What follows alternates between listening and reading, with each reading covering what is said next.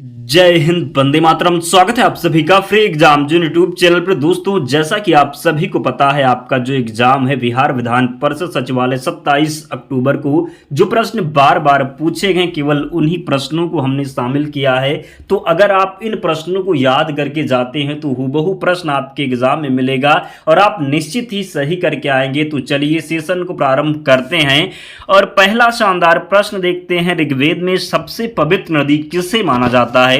तो सरस्वती नदी को ऋग्वेद में सबसे पवित्र नदी माना जाता है। ध्यान रखिएगा, हूबहू प्रश्न मिलेगा। वैदिक समाज की आधारभूत इकाई क्या है? तो कुटुंब या फिर कुल हो जाएगा।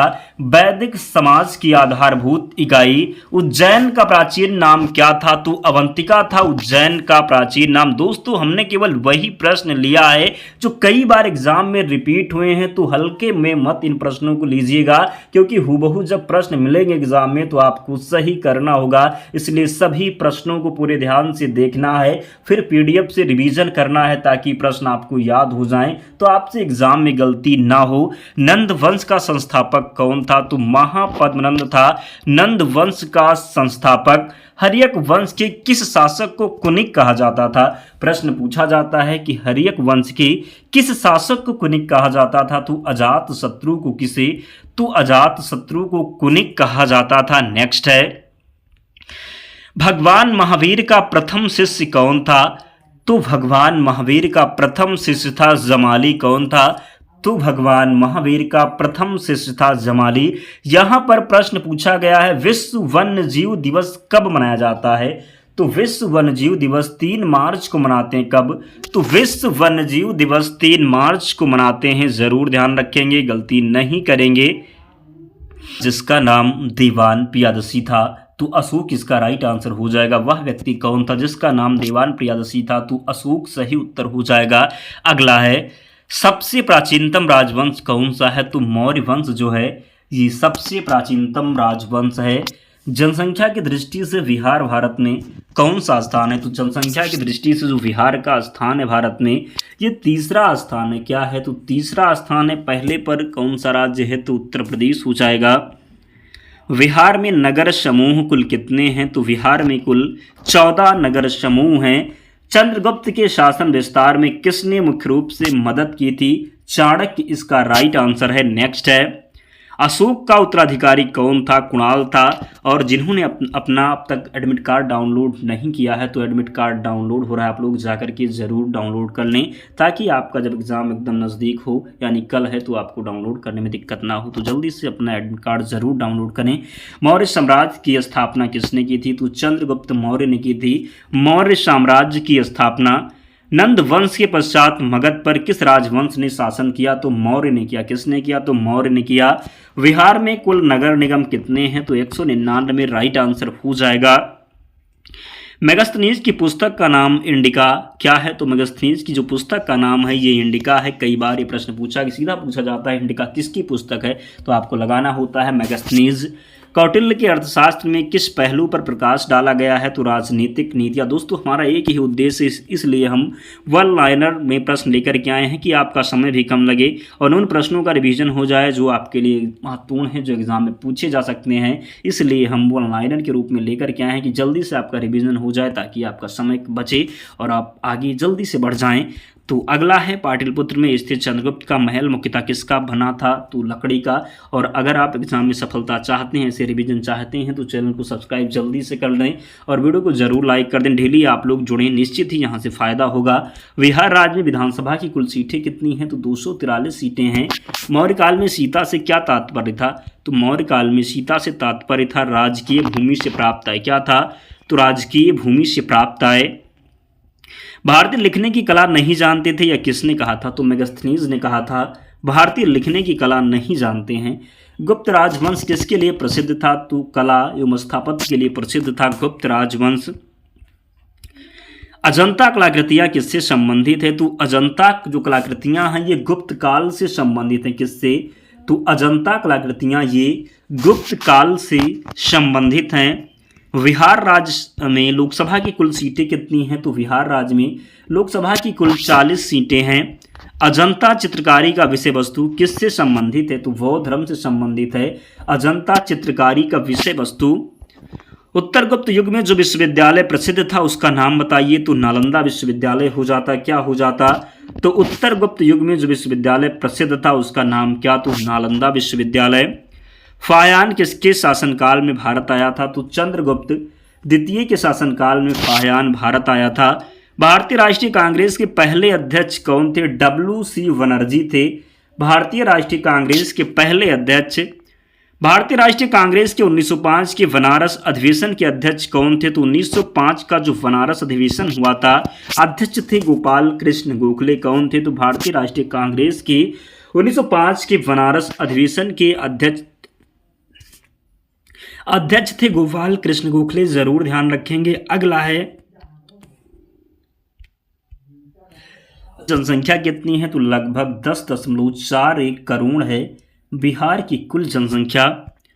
दादा भाई नौरोजी ने 1866 ईस्वी में ईस्ट इंडिया एसोसिएशन की स्थापना कहाँ की थी? तो लंदन में की थी।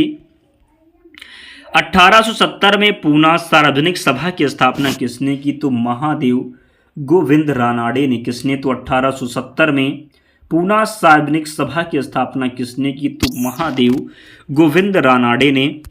भारतीय नेताओं में से कौन एक ब्रिटिश द्वारा इंडियन सिविल सर्विस से बर्खास्त कर दिया गया था? तो सुरेंद्र नाथ बनर्जी इसका सही उत्तर हो जाएगा।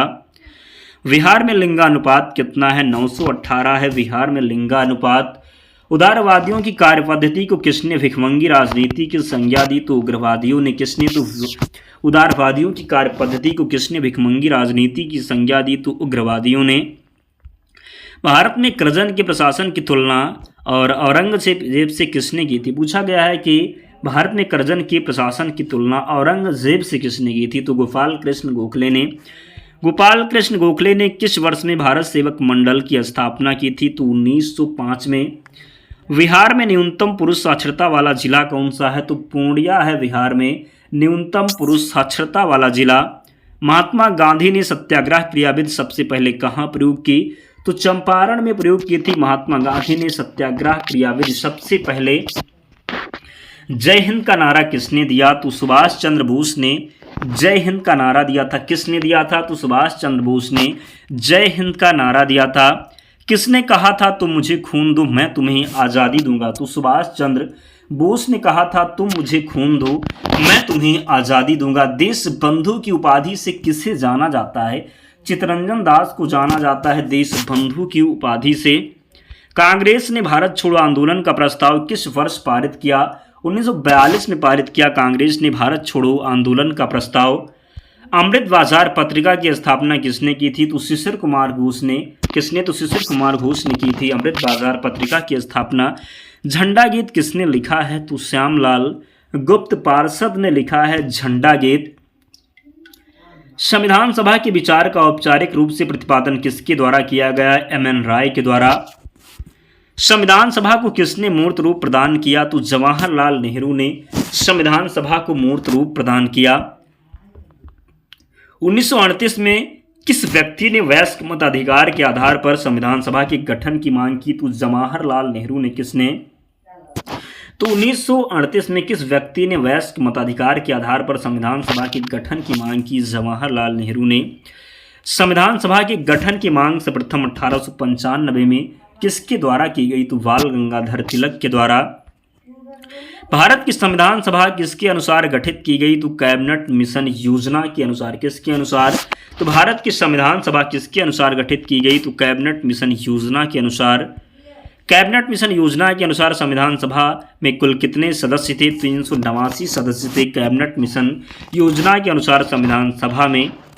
संविधान सभा की अस्थायी अध्यक्ष कौन थे? तो अस्थायी अध्यक्ष थे कौन? डॉक्टर राजेंद्र प्रसाद। यहीं पर अगर प्रश्न पूछा जाता कि अस्थायी अध्यक्ष कौन थे तो अस्थायी अध्यक्ष थे सच्चिदानंद सिन्हा। 11 दिसंबर 1946 को किसे संविधान सभा का अस्थायी अध्यक्ष चुना गया था? तो डॉक्टर राजेंद्र प्रसाद। संविधान के विभिन्न पहलुओं के अध्ययन हेतु संविधान सभा में कितनी समितियां नियुक्त की गई? तो 13 इसका राइट आंसर है। बिहार में त्रिवेणी नहर का उद्गम कहाँ से होता है? तो गंडक नदी से होता है। संविधान सभा में उद्देश्य प्रस्ताव किसने प्रस्तुत किया? जवाहरलाल नेहरू ने संविधान सभा में उद्देश्य प्रस्ताव प्रस्तुत किया। भारत का संविधान पूर्ण रूप से कब तैयार हुआ? तो 26 नवंबर 1949 को भारत का जो है संविधान पूर्ण रूप से तैयार हो गया था। कब? तो 26 नवंबर 1949 को भारतीय संविधान कब अंगीकृत किया गया? तो 26 नवंबर 1949 को अंगीकृत किया गया। कब लागू हुआ? तो 26 जनवरी 1950 को। भारत की संप्रभुता किसमें निहित है? तो भारत की जनता में निहित है। हाल ही में डीजीसीए ने किस कंपनी पर 30 लाख रुपए का जुर्माना लगाया? तो एयर इंडिया पर। हाल ही में पहले स्वदेशी रूप से निर्मित हाइड्रोजन इलेक्ट्रोलाइजर का उद्घाटन कहाँ किया गया? तो गुजरात में। हाल ही में कहाँ महाराणा प्रताप की 21 फीट ऊंची प्रतिमा का अनावरण किया गया? तो हैदराबाद में। हाल ही में खेलो इंडिया यूनिवर्सिटी गेम्स 2024 में कौन सी इस पर रहा? तो चंडीगढ़ यूनिवर्सिटी। भारत और किस देश के बीच महत्वपूर्ण द्विपक्षीय समुद्र लक्षण अभ्यास आयोजित हुआ? तो मलेशिया के बीच में। किसके बीच में?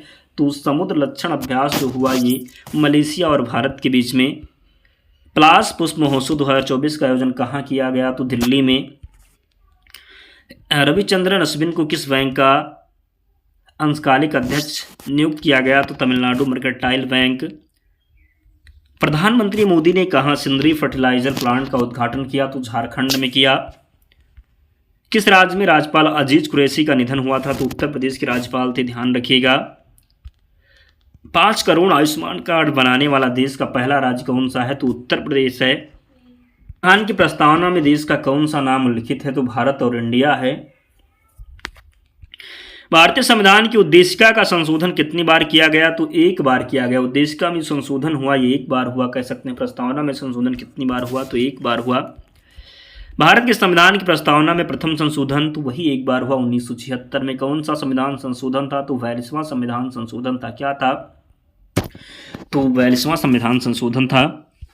विश्व का सबसे बड़ा लिखित एवं सर्वाधिक व्यापक संविधान किस देश का है? तो भारत का है।